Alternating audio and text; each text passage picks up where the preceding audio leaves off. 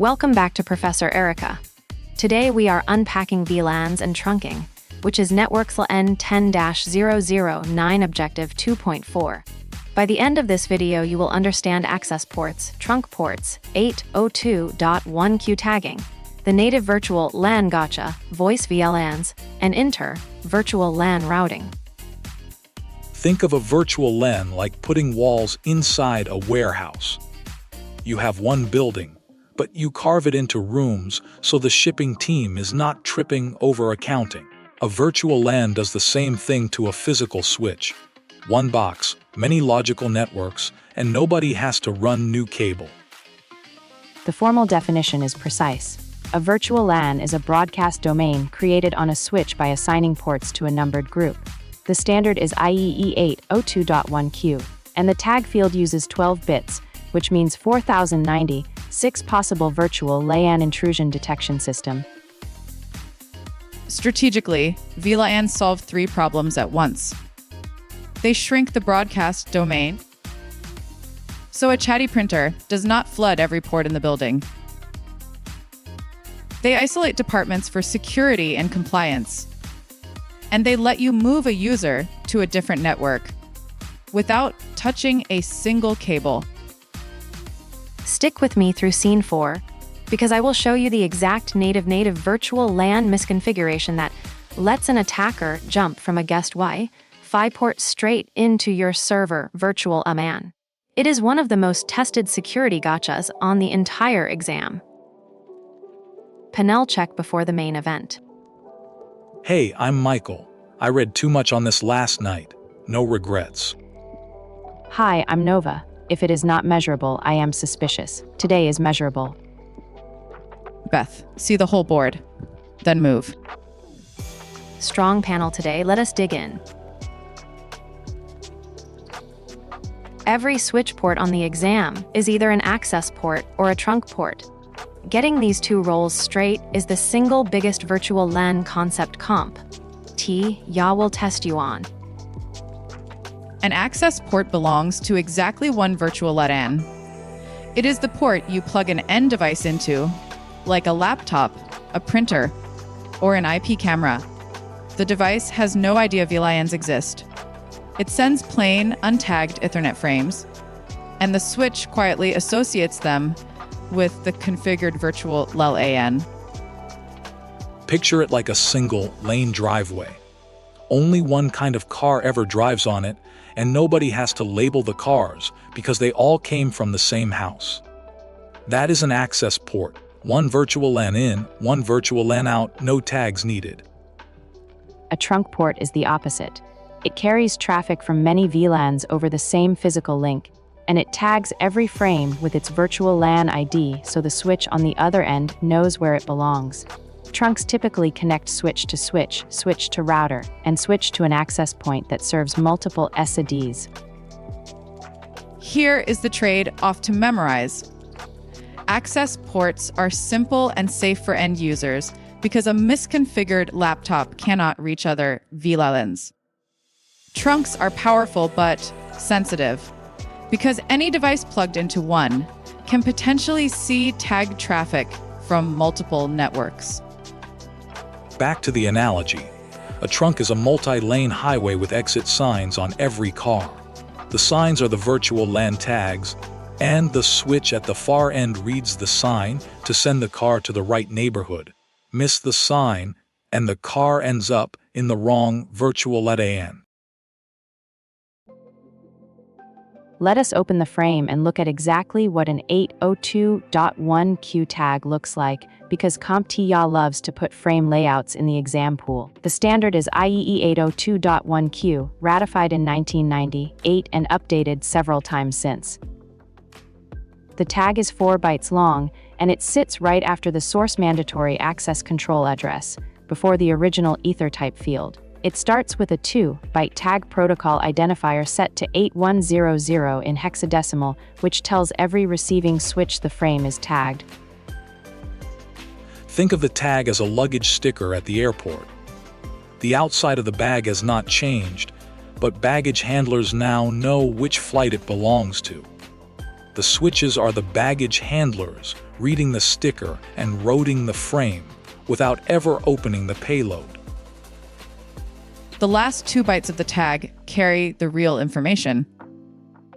12 bits hold the virtual LAN ID, which is where you get 4090, 6 possible VLANs, numbered 0 through 4095. Intrusion detection system 0 and 4090. 5 are reserved by the standard, so practical user VLANs live between 1 and 4094. 3 of the remaining bits hold a priority value called priority code point. That is class of service, used for quality of service decisions on voice and video. The final bit is a drop eligible indicator, 4 bytes, but every bit does real work. The big takeaway for you as a tech: tagging happens at the trunk, not at the end device. Your laptop never sees the tag, and your server never sees the tag. Which is exactly why access ports carry untagged frames while trunks carry tagged ones. The end device stays dumb, and the switch handles all the labeling behind the scenes. Here is the native virtual LAN gotcha I promised you in Scene 1. This one concept shows up on the exam, and it shows up in real penetration tests, so it is worth slowing down for. On a trunk, every virtual LAN gets tagged except one. That special, untagged virtual LAN is called the native virtual LAN. It exists so that older switches or devices that do not understand tagging can still exchange frames across a trunk. By default, on most Cisco and enterprise gear, the native virtual LAN is virtual LAN 1. That default is exactly where the trouble starts.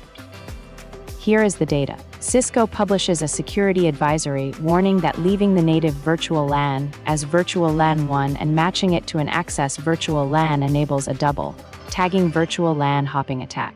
The attacker sends a frame with 2 stacked tags. The first switch strips the outer tag because it matches the native virtual LAN, and the inner tag then carries the frame to whatever virtual LAN the attacker wrote.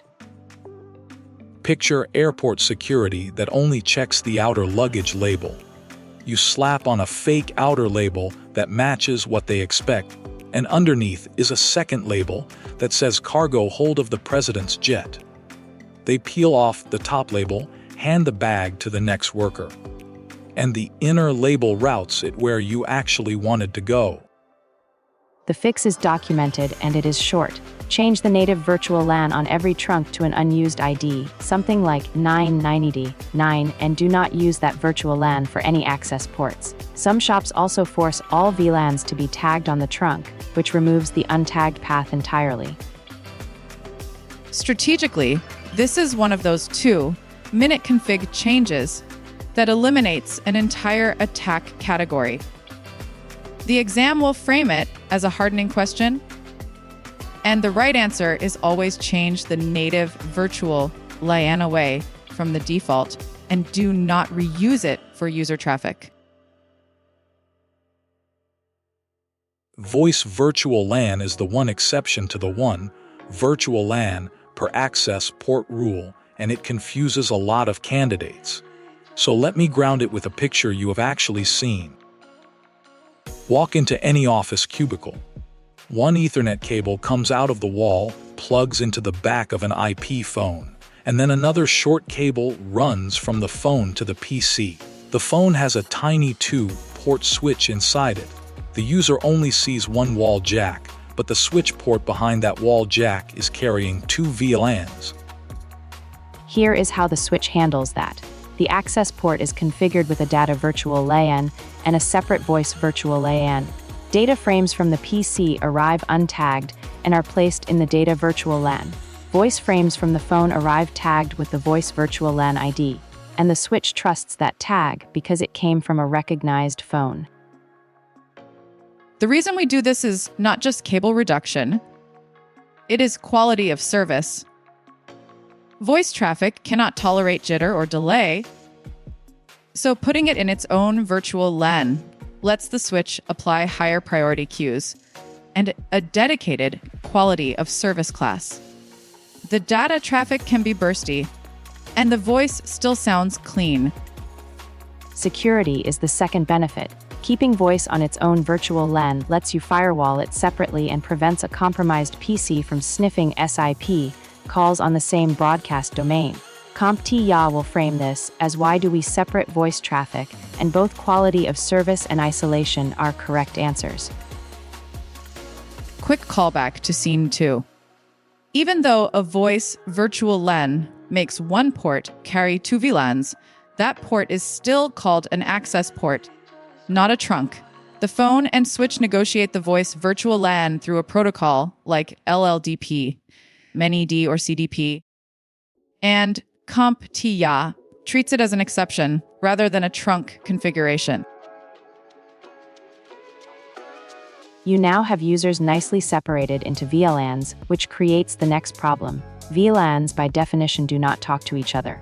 If accounting on virtual LAN 10 needs to reach the file server on virtual LAN 20, something has to route between them. That something is Inter-VLAN Routing. There are two common designs on the exam, and the right choice depends on scale. The first is router on a stick.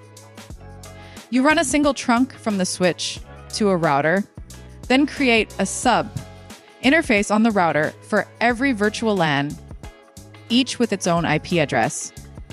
Cheap works fine for small offices, but every packet between VLANs crosses that one link twice. Router on a stick is like one toll booth at the entrance to a whole town. Every car that needs to cross the town has to stop, pay, and cross again on the way back. It works for a village, but rush hour in a real city would paralyze it. The second design is a layer 3 switch. Instead of shipping traffic out to a router, the switch itself performs routing between VLANs in hardware using switched virtual interfaces, or SVIAs. Each virtual LAN gets a virtual interface with an IP address that acts as the default gateway for clients in that virtual LAN. The layer 3 switch wins on almost every axis. Routing happens at wire speed inside the ASEC. There is no trunk bottleneck, and you have one device to manage instead of two.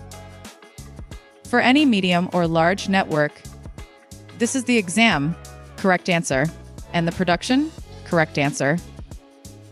Same town, but now every intersection has its own traffic light built in. Cars flow between neighborhoods without ever stopping at a single toll booth. That is what an switch virtual interface on a layer 3 switch does for virtual LAN traffic. Last stop, the virtual LAN ranges and numbering scheme comp. TIA wants you to recognize these numbers show up in multiple choice questions, and a good numbering plan is half of a clean network design. The hard limits from the standard. Virtual LAN 0 and Virtual LAN 4090-5 are reserved by IEEE 802.1q and cannot carry user traffic. On Cisco gear, VLANs 1002 through 1005 are also reserved, originally for token ring and FDDI, so do not use them on Ethernet.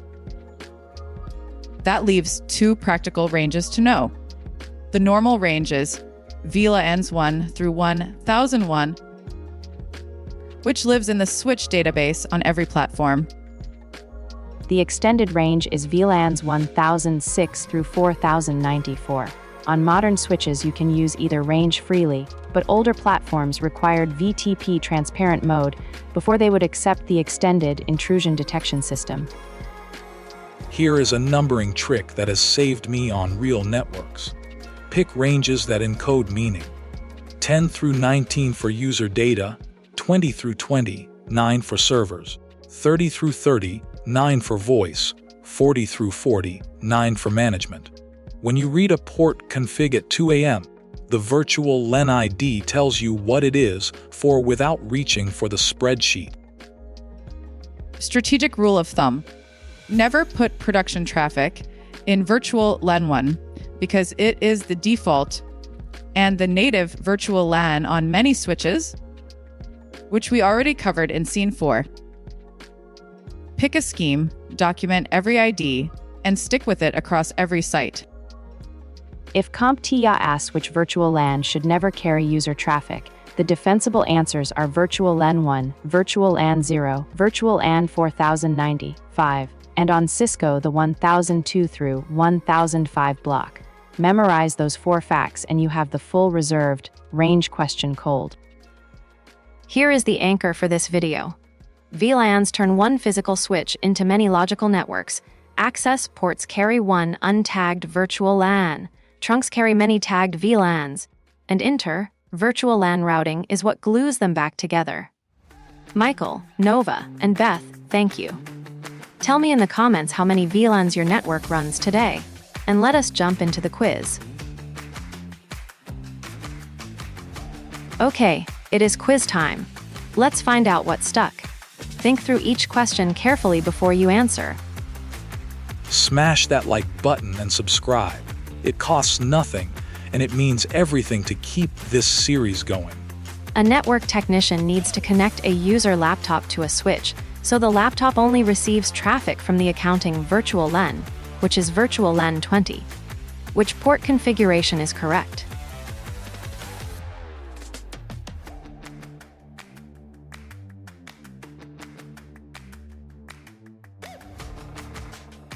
The correct answer is D. Configure the switch port as an access port assigned to virtual LAN 20, sending and receiving untagged frames.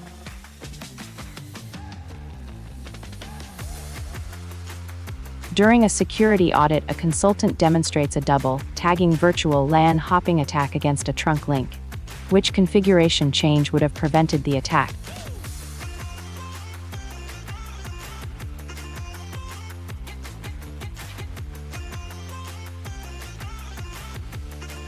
The correct answer is B. Change the native virtual LAN on the trunk to an unused, non-default virtual LAN ID that is not assigned to any access port.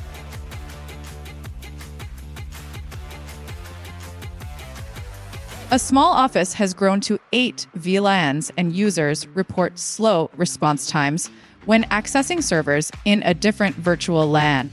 Investigation shows every virtual LAN packet is hairpinning through a single trunk link to a router, which redesign best addresses the bottleneck.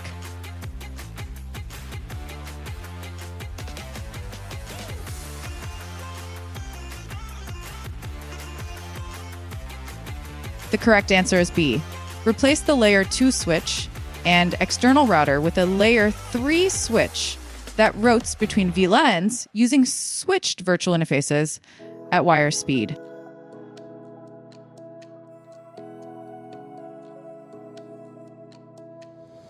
Nice work on the quiz. Quick recap of what you just locked in. A virtual LAN is a broadcast domain on a switch defined by IEEE 802.1q, carrying a 12-bit ID that supports 4096 possible VLANs.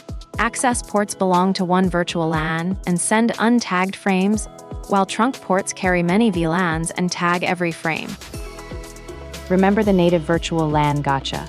Leaving it at the default virtual LAN 1 opens the door to a double tagging hopping attack, so change it to an unused ID on every trunk. Voice virtual LAN is the only exception to one virtual LAN per access port, giving phones their own tagged path for quality of service and isolation. Next up in this series is Objective 2.5, where we dig into spanning tree protocol and why layer 2 loops will bring down an entire network in seconds. VLANs gave you isolation. Spanning tree protocol is what keeps the redundant links from eating each other. You do not want to miss it. If this broke down VLANs and trunking for you, please hit subscribe and ring the bell so the next Network FUPS video lands in your feed. And check the playlist in the description for the full N10-009 series from the ground up. That is a wrap on VLANs, trunks, and 802.1q tagging. I am Professor Erica, signing off. See you in the next one.